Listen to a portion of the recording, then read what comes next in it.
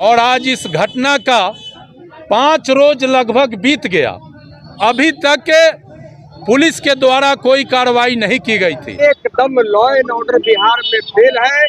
सरकार प्रशासन का कोई इकबाल जनता की नजर में नहीं रह पाता है और लॉ एंड ऑर्डर पर बात करना ही हास्यास्पद लगता है। से क्रिमिनल के खिलाफ आर पार का लड़ाई लड़के उसको बता देंगे कि बेटियों पर छेड़खानी करने का अंजाम क्या होता है। इस न्यूज के प्रायोजक है Usha furniture, TPS junior international school. Muzaffarpur के तुर्की थाना क्षेत्र के एक 11 वर्षीय बच्ची के साथ दुष्कर्म के आरोपी की गिरफ्तारी को लेकर पीड़ित बच्ची के पिता ने तिरहुत रेंज के DIG को आवेदन देते हुए आरोपी पर कार्रवाई एवं अपने परिवार की सुरक्षा की मांग किया है। पीड़ित के पिता के साथ बिहार सरकार के पूर्व मंत्री इंजीनियर अजीत कुमार एवं VIP पार्टी के प्रदेश उपाध्यक्ष नीलाभ कुमार भी DIG से मिलकर कार्रवाई की मांग की। पूर्व मंत्री इंजीनियर अजीत कुमार ने DIG से मिलने के बाद कहा कि विगत 31 मई को तुर्की थाना क्षेत्र के मेरे जानने वाले के 11 वर्षीय बच्ची का गांव के ही मुकेश कुमार राय नामक अपराधी अपहरण कर लेता है। परिजनों द्वारा खोजबीन के उपरांत बच्ची मुकेश राय के पास से बरामद होती है, जिसकी सूचना परिजनों ने तुर्की थाना को दिया। परिजनों का कहना है कि पुलिस ने रास्ते में ही मुकेश राय से मोटा रकम लेकर छोड़ दिया, इसलिए हम DIG महोदय से मिलकर कार्रवाई की मांग किए हैं। हम लोग आए थे तुर्की थाना क्षेत्र का दरियापुर कफेन एक गांव है, जहां हमारे परिवार के एक साथी पंकज कुमार जी हैं। 31 तारीख को उनके पुत्री को स्थानीय एक अपराधी के द्वारा अपहरण कर लिया जाता है। लड़की का उम्र लगभग 11 साल है और जब अपहरण की सूचना परिवार वाले को मिला तो परिवारजन अपने लड़की को खोजने लगे।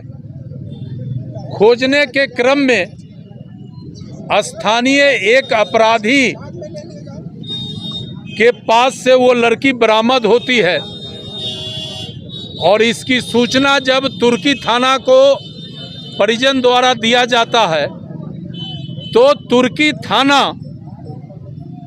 उस अपराधी पर कार्रवाई करने के बजाय अपने साथ लेकर चलती है और रास्ते में जैसा कि परिजन का कहना है कि बड़ा रकम लेकर उसको छोड़ दिया। फिर पीड़ित परिवार महिला थाना में आया और महिला थाना में 37/2025 एक कांड दर्ज हुआ और आज इस घटना का 5 रोज लगभग बीत गया, अभी तक पुलिस के द्वारा कोई कार्रवाई नहीं की गई थी। इसी के खिलाफ हम लोग DIG साहब को ज्ञापन दिए हैं, परिवार के लोगों के साथ जाकर मिले हैं और उनको स्पष्ट बता दिया है कि जो अपराधी है जिसने ये कुकृत्य किया है 24 घंटे में उसकी गिरफ्तारी हो, नहीं तो परिजन और समाज के लोग सीधा कार्रवाई करेंगे और इसकी पूरी जिम्मेवारी प्रशासन पर होगा। DIG साहब ने हम लोगों को आश्वस्त किया है कि 24 घंटे में स्पेशल टीम गठित करके हम कार्रवाई करेंगे और हम लोगों को भरोसा भी है, DIG साहब पर भरोसा है कि निश्चित रूप से वो कार्रवाई करेंगे।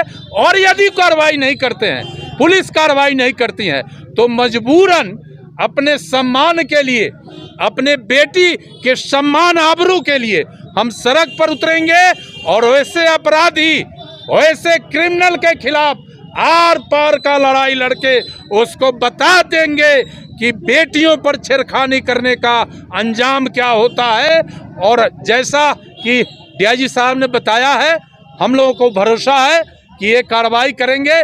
बाकी हम लोग सीनियर SP के भी संज्ञान में अभी जा रहे हैं, इस विषय को देंगे।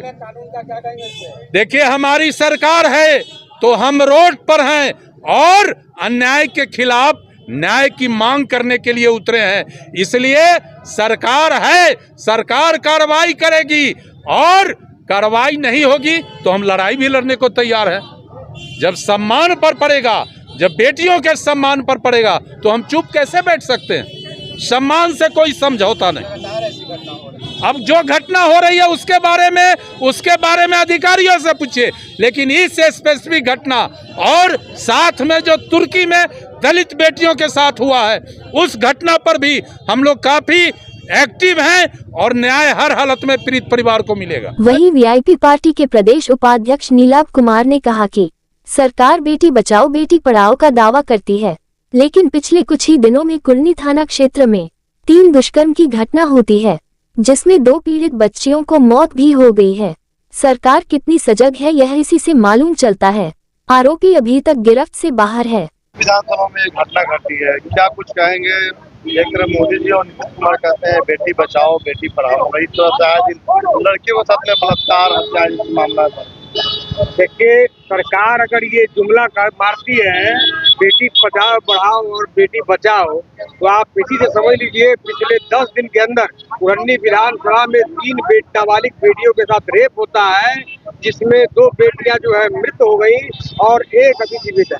आप समझ लीजिए कि सरकार कितनी ज्यादा सजग है आम जनता को और हमारी बेटियों को सुरक्षा देने में। एकदम लॉ एंड ऑर्डर बिहार में फेल है।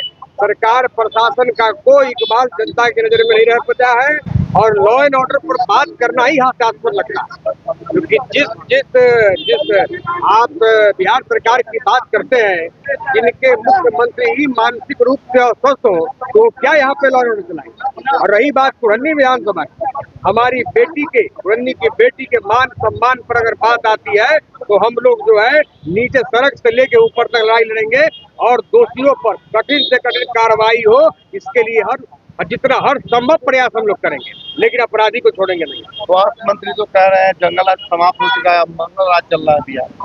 झूठ बोलता है, उनका जंगल राज और मंगल राज जो कहते हैं, पिछले 6 महीने का डाटा उठाकर देख लीजिए। आज वो जंगल राज और मंगल राज की बात करते हैं, तो आज जंगल राज नहीं महाजंगल राज चल रहा है। सिर्फ 6 महीना का आप डाटा निकलवा लीजिए, आपको इसे पता चल जाएगा। और पीएमसीएच की क्या हालत है, सरकारी अस्पतालों के क्या हालत है, आप जाइए और खुद जाके वहाँ पे सर्वे करिए, आप देखेंगे कि किस तरह की नाकारा व्यवस्था है। अरे ये बेटियों का मामला है, संवेदनशील मामला है, इसमें तो हम तो मांग करते हैं कि मंगल पांडे जी को जो है अपने पद से जो है रिहाई नहीं देना चाहिए, थोड़ी भी अगर शर्म होगी तो। मुख्यमंत्री महिला सशक्तिकरण का भी बात करते हैं। अरे किस मुख्यमंत्री जी हमारे किस मानसिक स्थिति से महिला सशक्तिकरण का बात करते हैं? आप महिला को सुरक्षा देने में, बेटियों को सुरक्षा देने में आप असफल है। नाबालिग बेटियां रेप का शिकार हो रही है, किस सुरक्षा की आप बात करते हैं? ये सारी बात बेमानी है।